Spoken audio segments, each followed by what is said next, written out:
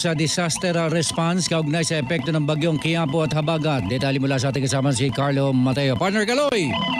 Matapos ang pagkataya ng seguridad sa State of the Nation address ni Pangulong Ferdinand Bongbong Marcos Jr., agad pinalikaan ng Philippine National Police ang kanilang pagtutok sa pagtugon sa mga naapektuhan ng kalamidad tulad ng pinagting na Habagat wala naman sa bagyong Quiapo.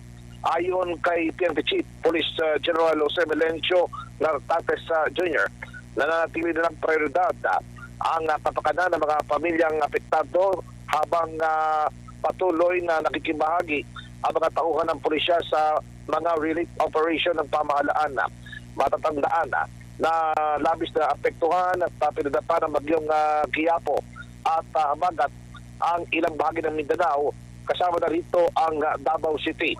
Batay sa datos ng Office of Civil Defense, aabot sa 59,000 na pamilya ang naapektuhan mula sa Region 9, 11 at 12 at maging sa Bangsamoro Autonomous Region in Muslim Mindanao o PARMM, habang mahigit 10,000 katao naman ang napilitang lumikas wala naman sa kanilang mga bahay. Ako si Carlo Mateo ng GMA Super Radio DCWB, Balitang Totoo. Umaga na! Balita na! Wanted naman sa kasong murder, arestado sa Dasmariñas City, Cavite. Detalye mula sa ating kasamang si Olan Bola. Olan!